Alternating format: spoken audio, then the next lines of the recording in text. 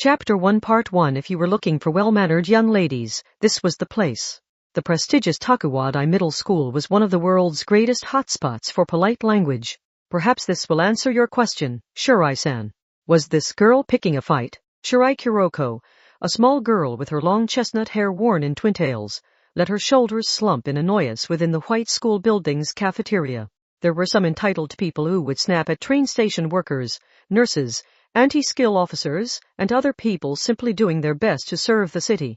Shirai's position in judgment may have made her the target this time.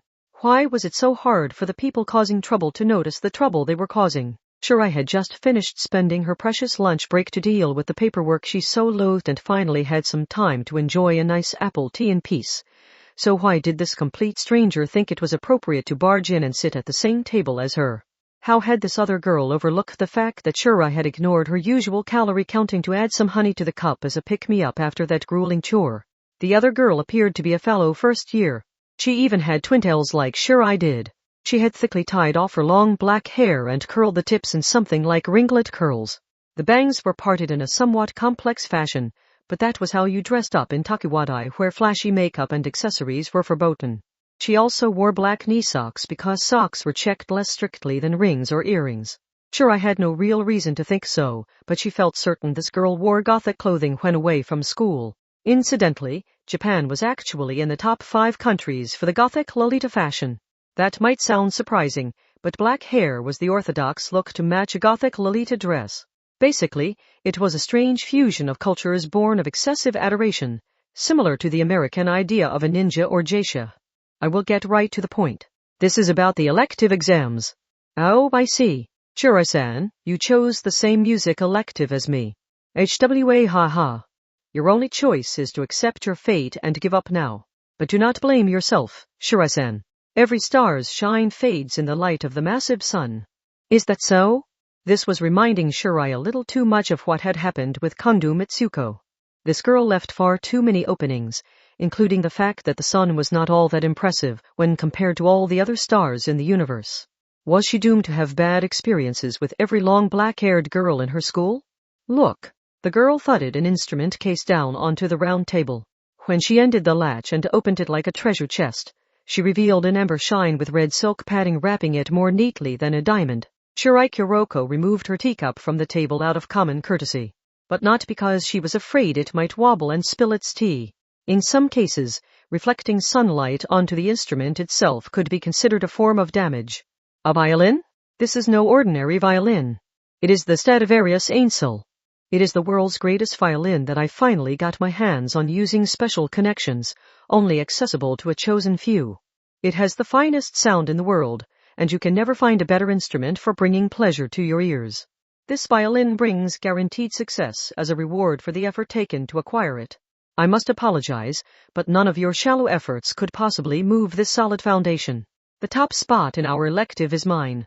Seeing someone brag about their antique was a rare sight, and the phrase instrument for bringing pleasure sent Shirai Kuroko's mind in a rather inappropriate direction, so she had to stop herself. Shirai asked a question, as gingerly as she had when speaking to the person clinging to the base of a wind turbine claiming they had been given instructions from outer space. What is your point? You have to ask? Out of the great kindness of my heart, I'm giving you advance warning to soften the later despair. If I surprised you with this in the exam room, you might just pass out from the shock. But now you know your efforts are wasted. You may have some talent, but prepare to have your pitiful values washed away as you experience a life-changing performance. Prepare to praise my glorious victory. Shirai Kuroko began typing into her phone below the table. She was sending an emergency message to fellow judgment member Ueharu Kazari. Call me immediately. She wanted an excuse to claim she had pressing business and needed to leave. However, you are just dying to hear it, aren't you? The pressure was intense. In fact, the girl's small face filled Shirai's vision after moving to just 3 centimeters away. An unexpected sneeze could easily lead to an accidental kiss. An excited snort hit her in the face. This is your chance to hear a real Stradivarius. I would not be so cruel as to deprive you of the chance to hear its music. Now, Shirai-san, reflect on the fact that you are given the honor of hearing the finest sound in the world. That is the lovely reward I, Sakabasu Yuri, will provide the poor girls who are doomed to fall before me. Part 2 Fuck this. Fuck that. And fuck her most of all. After school, Shirai Kuroko was slamming a metal bat against white balls at a District 7 bang cage. In what may have been derived from sushi-making robots, this batting cage used a pitching arm with actual fingers, so it could throw breaking balls. Saten Ruiko looked exasperated as she calmly watched from behind the safety net. Shirai-san sure is acting wild today. Is she? She does so many bizarre things that I'm not sure this is worse than usual. Ueharu-san, I've been defending you against rumors that you're secretly a black-hearted person, so please don't make me regret standing up for you. Shirai-san, we can see you're under we are. Wow, the world is a big place. I don't even know what to call underwear that perverted. They had come here instead of the usual family restaurant because Shirai Kuroko was feeling frustrated. Satan had suggested using this nearby batting cage, but Shirai was swinging the aluminum bat at the baseballs with such ferocity you would think she was trying to slice them in two. Org! After an angry outburst, the girl in question stomped over with bat in hand. She had completed the 3 sets of 3 balls. The pitching machine stopped, and the LCD screen displayed her various results such as batting average. She tended toward right fly balls and she had some trouble with fork balls that flew straight toward the high inside corner. Before dropping down, she spun the bat around by twisting her wrist and childishly pouted her lips toward the LCD screen. A vintage instrument? The world's finest sound. Arg, I don't care. Wow, Shirai-san's venting at us without bothering to explain anything. And these are called purple silk butterfly open back panties. I must always wear the finest lingerie so I am ready for one Sama to have her way with me anytime and anywhere. I didn't want an explanation of your perversion. Your mom must be crying, Shirai-san. I can't stand it. I just can't stand it. The memory alone is pissing me off. I get enough credit from judgment activities that I honestly don't really care how I rank in the elective exam, as long as I get a passing grade. But I can't stand the thought of that black, spiral twin-tail girl lording it over me with some exaggerated laugh. What did I ever do to deserve this?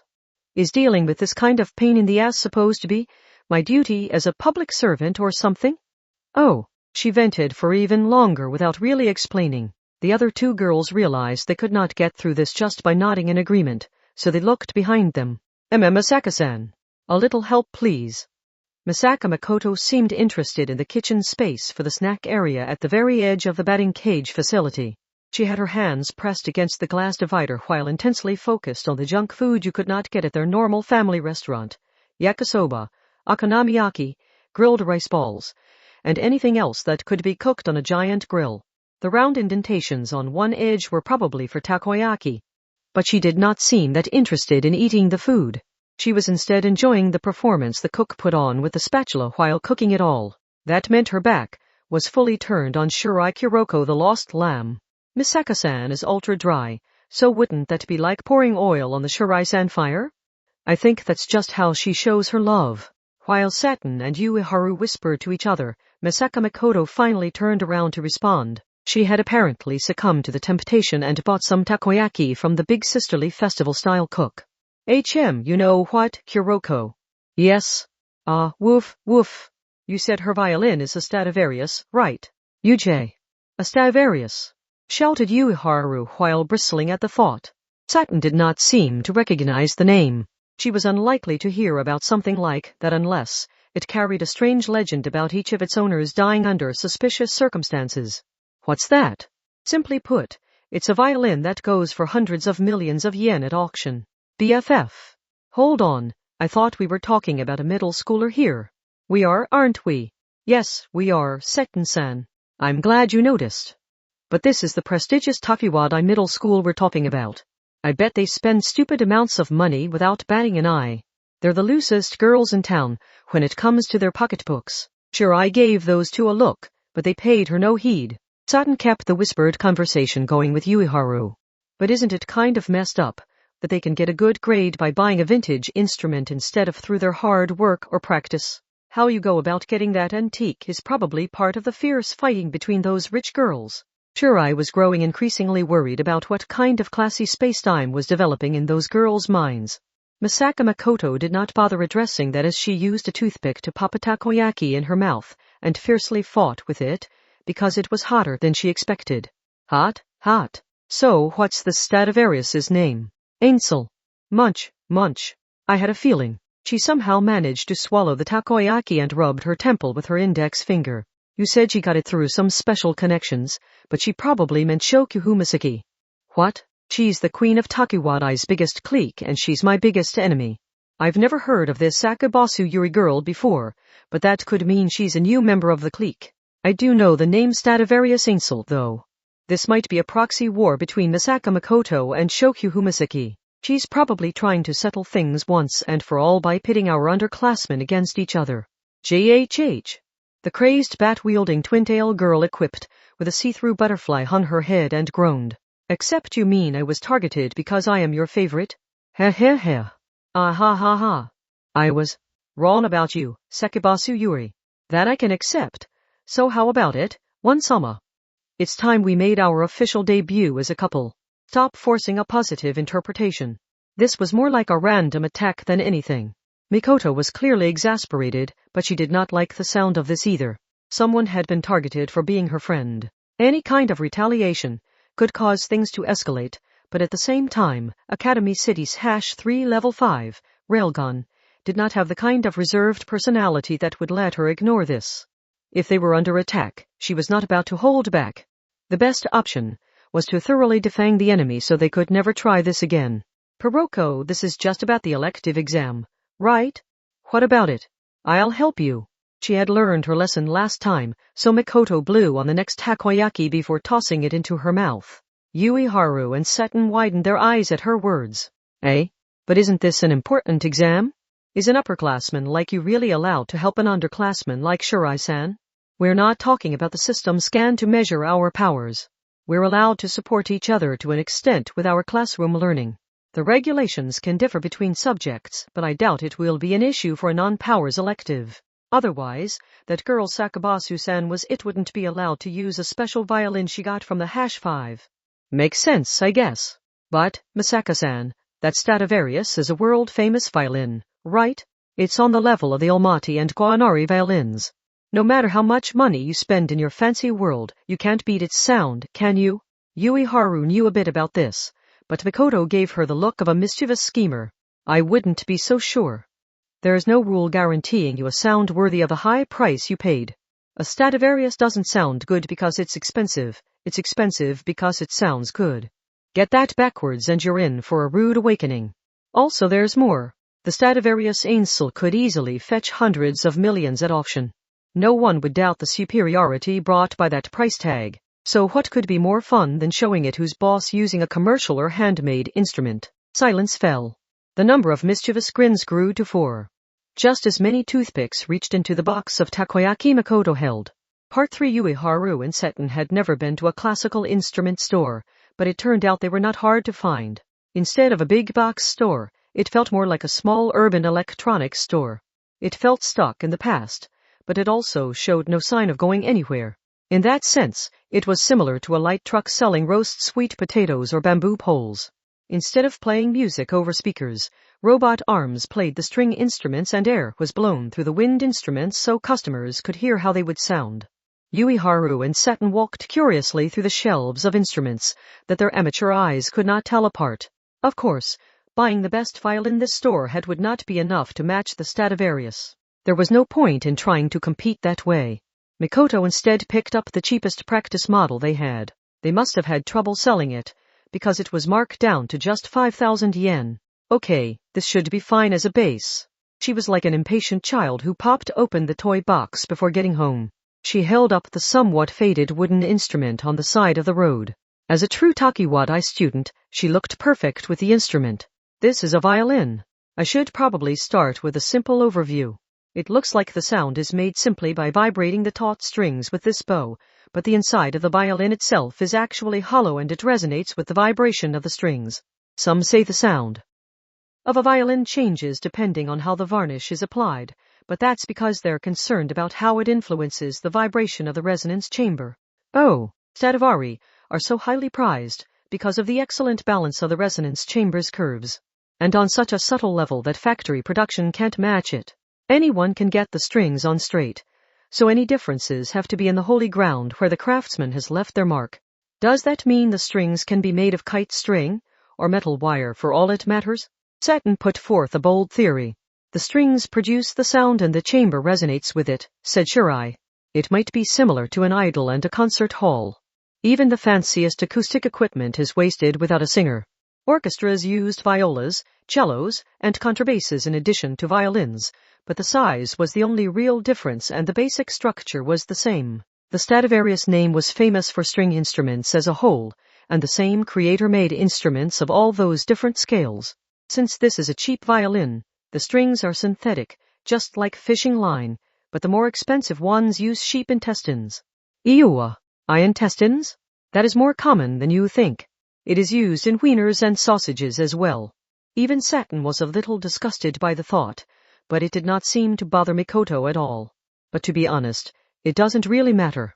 The Stradivarius is from the 1700s and the same animal intestines wouldn't have survived for 3 centuries. The strings will have been replaced at some point, so its vintage value doesn't come from there. Yuiharu Kazari was oddly interested in Mikoto's elegant way of holding the violin than the violin itself, so she viewed the girl from various angles. When Shirai Kuroko noticed, she lightly hit the girl and continued the conversation. So it comes back to the resonance chamber? Then is altering the violin itself the quickest route to changing the sound? That's right. It seemed almost too easy. Mikoto twisted loose the knob on the head of the violin and used a special tool resembling a flathead screwdriver to pop open the gourd-shaped violin, so casually you would think it was a bento box. Yuiharu cried out in surprise, but it was not broken. Mikoto had taken it apart for maintenance in a way only the craftsman was meant to do. There was nothing inside. There truly were no special parts there. They only found the blank space of an empty box inside.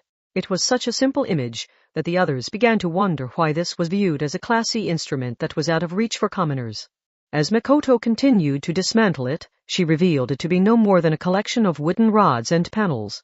It almost looked like you could trace the shapes on some plywood as a pattern, to cut out the exact same parts for yourself. In reality, the parts were processed with heat and pressure just like a bow the weapon kind, but it meant a lot that they were starting with accurate parts similar to those used to build a plastic robot model. It was a good starting point. The rest came down to accurate knowledge. They had to know how a violin worked. Let's think about the inner structure for a bit. As long as you meet the bare minimum of standards, anyone can get a passing grade when it comes to strings. That means the difference has to come from here. The final sound is created by the vibration of the empty resonance chamber. In that case, if we modify this resonance chamber, we can adjust the sound however we like, right? Part 4. If you need some help with your plans, just come on down to Seikyu Hands. Wosetten-san, why are you just standing there in the entranceway? Quiet, Yuiharu. When you visit Hands, it's only polite to spread your arms, stand tall, and let the overwhelming aura wash over you. You're in the way. They ignored Setten Ruiko and her strange custom. Misaka Mikoto and Shirai Kuroko made their way to the DIY section full of bookcases and TV stands you had to assemble yourself. The section carried standard tools like saws and hammers, but also things like waterproof rubber glue and duct tape. The screwdriver selection included everything from sturdy attachments for electric drills to tiny models meant for use on glasses or phones. I want to try out several different things, so we will need sandpaper in at least 3 different grit sizes. We can just use woodworking tools for carving down the panels, but what if we need to add to them? Wood putty would be the standard option, but we could also use masking tape or wax. What about the varnish? They have standard maintenance sets for musical instruments, but they also have the hard industrial wax used for gym floors. The more options the better, so let's prepare as many varieties as we can for testing.